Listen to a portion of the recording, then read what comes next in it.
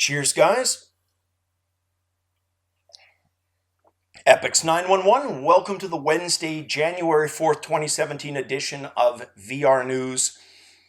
Yesterday, today, probably the next few days are going to be packed with VR news because of CES 2017. So let's jump right into it.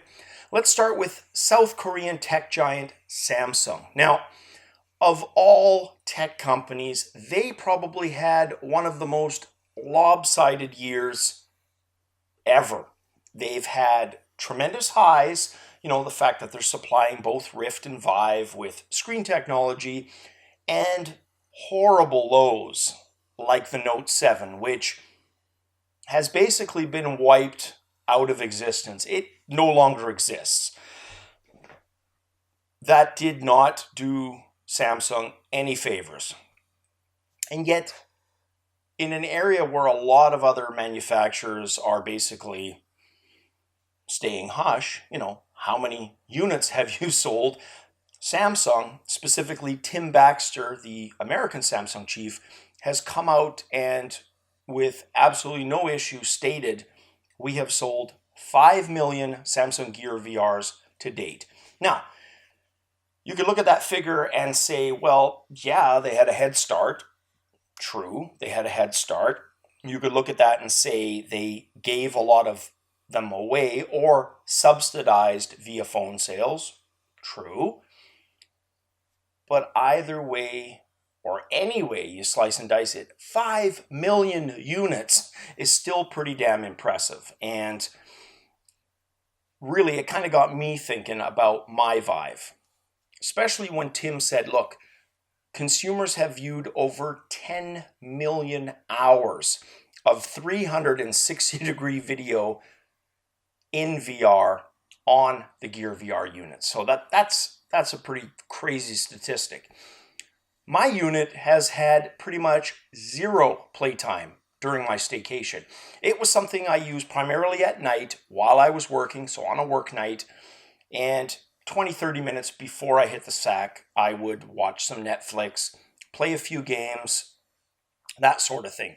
Since I've been on staycation and I've had obscene go-to-bed times like 3 a.m., 4 a.m., I haven't used my Gear VR. So what I'd like to is, if there's any of you out there, Gear VR users, you've got some good games to recommend, let me know in the comments below. I'll start with that because I realize I haven't had any Gear VR content in a hell of a long time. And if it's a game I enjoy, or even if I don't, I will probably do a quick look on it. So appreciate that. Just let me know in the comments below any good Gear VR games that you recommend. So next news story, guys, Intel. And Intel is known for kind of, making their presence known during events. They usually kind of try to make them a little special, a little unique. This CES 2017, absolutely no exception. They literally wired every single press station to include a virtual reality, HMD, laptop sensor, the whole 9 yards. You can see it using the Oculus Rift. And according to people who were there, literally had a small IT army working to get this all done, because there are hundreds of kilometers of cables crisscrossing just for them to be able to do their CES 2017 press coverage entirely in virtual reality. So kudos to Intel, or kudos rather to Intel. I'll be interested to see how that plays out. Next news story, Google Tilt Brush. Now, Google announces they've got their Artist in Residence program. That's been active for a few weeks. It provides a benefit to the artists in that they get to use the technology, the latest versions of the program for free, but it also provides a benefit to Google in that they literally have an advanced squadron of specialized users doing beta testing for them. And that's exactly what these artists have done. They've been able to provide feedback on fixes, feature updates, enhancements, you name it. Most of the updates of the last few weeks directly because of this program. So very cool for Google to identify that as just being a program with awesome potential for both sides. Now, personally, I've been using medium more than tilt brush, but I may go back, revisit tilt brush. One of the things I like about medium is the ability to sculpt with the clay. It's very straightforward and a hell of a lot of fun in medium, but I think I'll go back to tilt brush. Just check out some of these updates and see if they kind of put it in that same user-friendly territory as medium. Next news story, Asus unveiling their Zenfone AR, which they're calling the first Daydream and Tango ready smartphone. Now, I'm not going to spend a lot of time on this. It's more of an augmented reality article.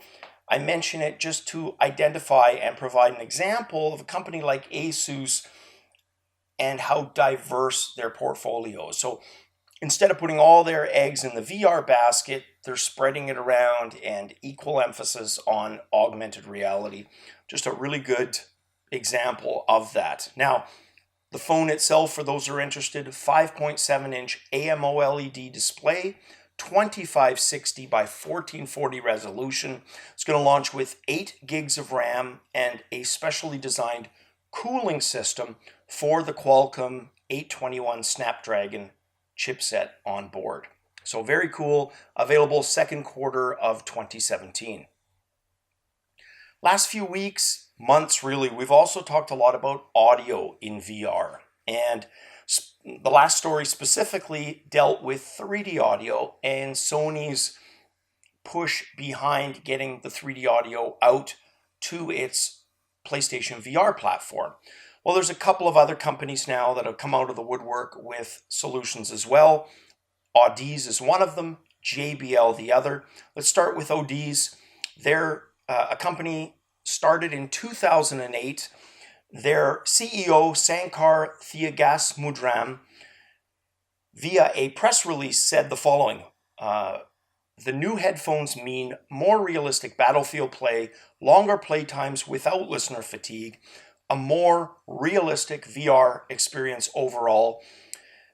While the headphones were built and tested on HTC Vive, they are going to have connectors for Rift, PlayStation VR, and Star VR headsets later this month when the units actually go on sale, $399 US. The JBL options, on the other hand, are Oculus Rift compatible from the get-go, literally interchangeable, so you can take the factory ones off and put these on. They've got two versions.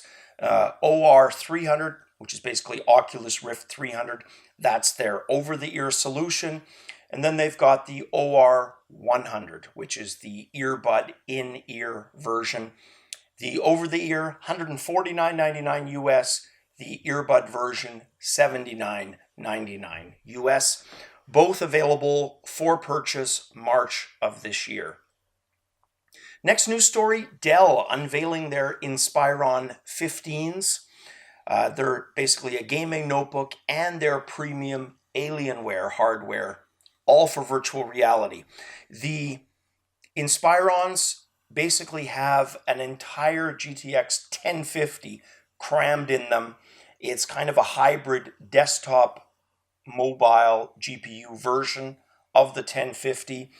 They've got a 7th generation Intel quad core inside, basically saying that this thing will be able to power 4K, hopefully beyond. They've also got a line of Alienware, the 13, 15s, and 17s. Pricing wise, so January 5th is when they're available, $999, $1199, and $1299 US respectively for those three. So the Inspiron is January 5th. The Alienware ones are January 12th. Next news story, Ricoh unveiling the first camera capable of 360-degree recording and live streaming uninterrupted for 24 hours. Now, this uses a direct AC, not a battery, which kind of makes sense because that would be one hell of a honking battery to be able to power that. It's capable of doing 2K resolution for that 360-degree videos at 30 frames per second for a full 24 hours. Live streams are output either via USB or HDMI onto a micro SD card, and files are saved as MP4s in H.264 format. And the estimated file size, this isn't too bad, 120 megabytes per minute. And like I said earlier, an AC adapter is required. There's no battery. Now this next camera, it's called the Vuze, and we looked at this a few months ago. It's an $800 camera. We didn't know the price back then or the launch date, which is going to be March of this year. The company, Humanize, is an Israeli company. And like I said, they mentioned this last year. We just didn't know what the price was or the launch date. $800, March is the launch date. They're going to be showcasing the unit at the CES event. And the specific date in March when they hope to begin shipping, March 7th. So that's the Vuze VR camera.